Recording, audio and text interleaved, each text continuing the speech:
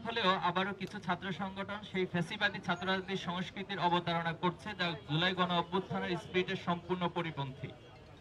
প্রিয় সাংবাদিক বন্ধুগণ, সহস্রাধিক শহীদের জীবন এবং অগণিত আহত ও পঙ্গুত্ব বরণকারীদের ত্যাগের বিনিময়ে অর্জিত সম্প্রীতি ও একতার বাংলাদেশে মানবিকতা, মূল্যবোধ, নাগরিক অধিকার, সুস্থ সংস্কৃতি, সন্ত্রাসমুক্ত, ন্যায় ও ইনসাফ ভিত্তিক সমাজ প্রতিষ্ঠা করা সকল নাগরিকের প্রধানতম কর্তব্য। যেখানে ছাত্র রাজনীতির মূল মন্ত্রই হবে একদল সৎ, দক্ষ ও দেশপ্রেমিক নাগরিক তৈরিতে ভূমিকা রাখা।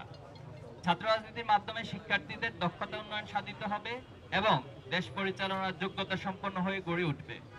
বাংলাদেশ ইসলামী ছাত্র শিবির সেই লক্ষ্যেই কাজ করে যাচ্ছে, যা দেশবাসীর কাছে দৃশ্যমান।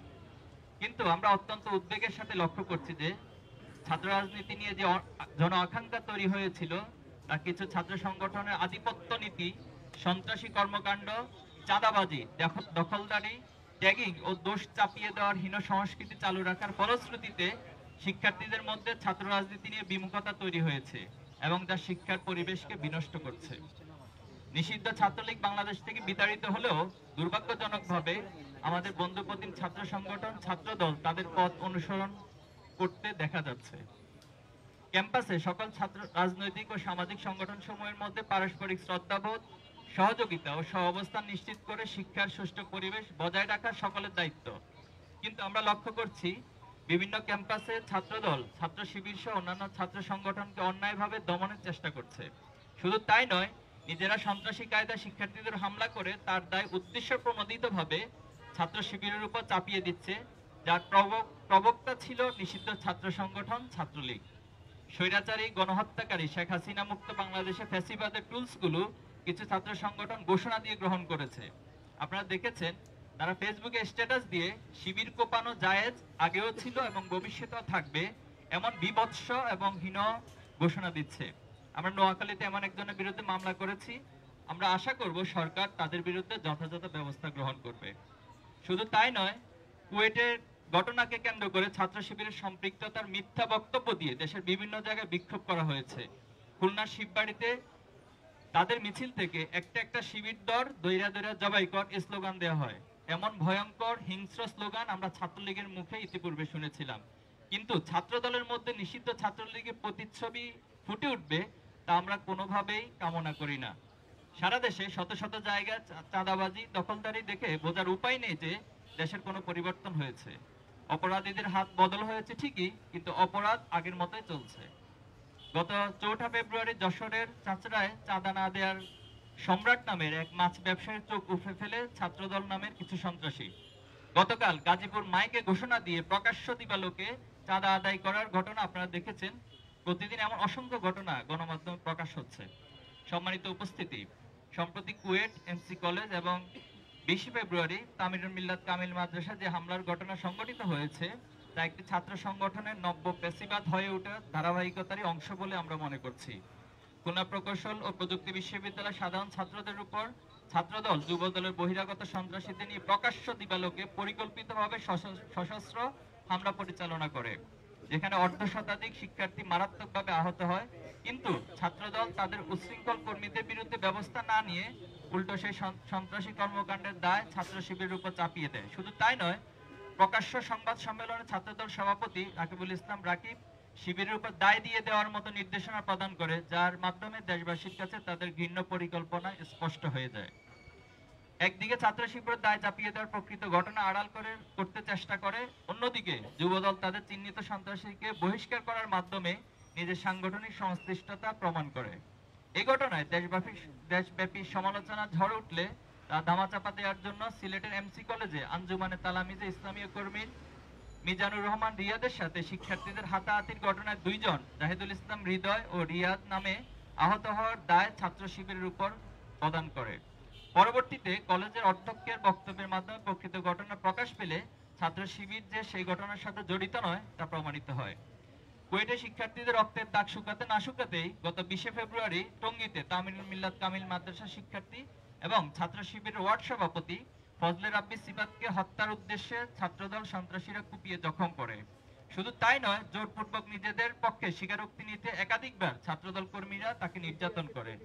আসামিকে ছিনিয়ে নিয়ে ছাত্র শিবিরের বিরুদ্ধে বক্তব্য নিতে ছাত্রদল নেতাকর্মীরা থানার সামনে মব তৈরির চেষ্টা করে।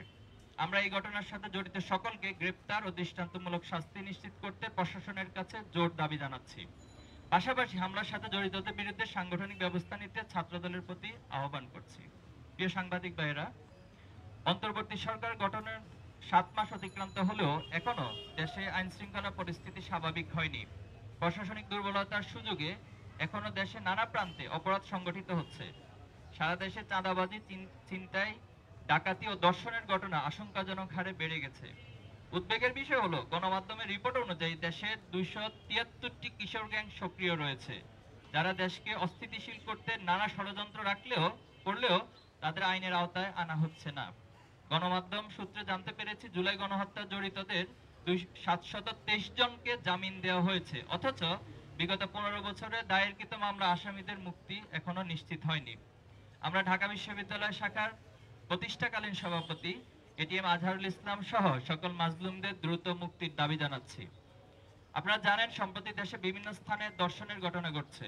খুলনা জেলার বাটিয়াঘাটা উপজেলার জলমা ইউনিয়ন, শেরপুর জেলার ঝিনাইগাতীর গজনী অবকাশ কেন্দ্র এবং রাজধানী থেকে ছেড়ে যাওয়া রাজশাহীগামী একটি বাসে 3 মাসের অন্তঃসত্ত্বা নারী সহ 3টি ধর্ষণের ঘটনা ঘটে। আমরা দর্শকদের গ্রেপ্তার ও দৃষ্টান্তমূলক শাস্তির দাবি জানাচ্ছি।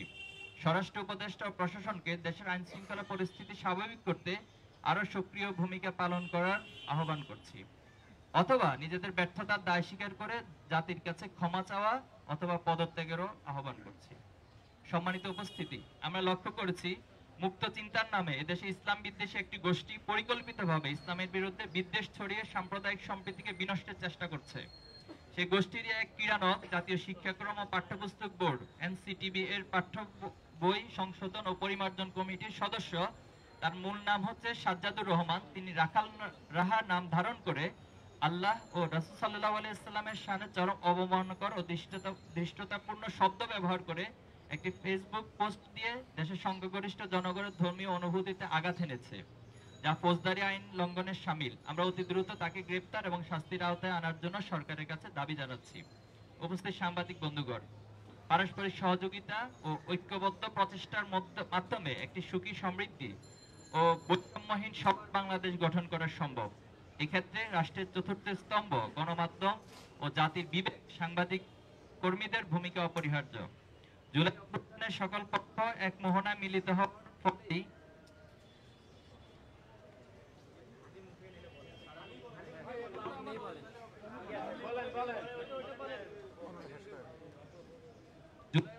সকল পক্ষ এক মোহনায় মিলিত হওয়ার ফলেই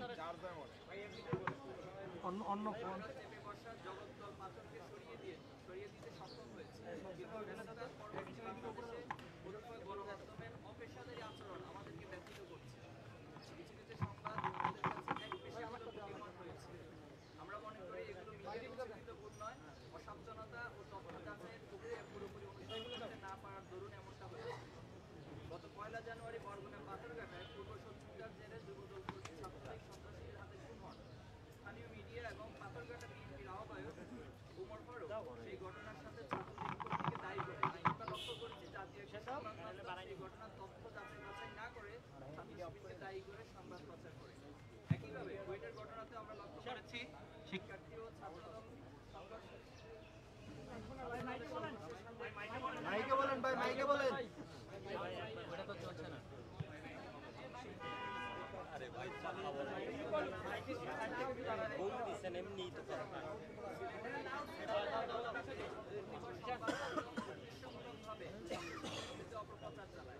এছাড়াও আরো একাধিক ঘটনা ছাত্রছাত্রীকে জড়িয়ে সংবাদ প্রচার করা হয়েছে, অথচ ছাত্রছাত্রীদের সাথে এই সকল ঘটনার কোনো সংশ্লিষ্টতা ছিল না।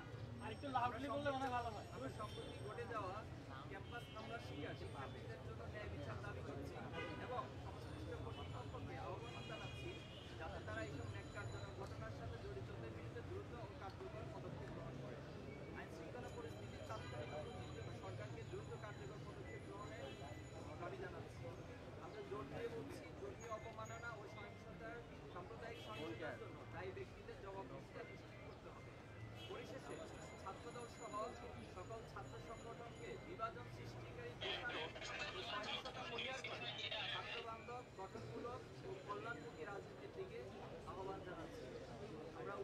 সকলকেই পবিত্র মাহে রমজানের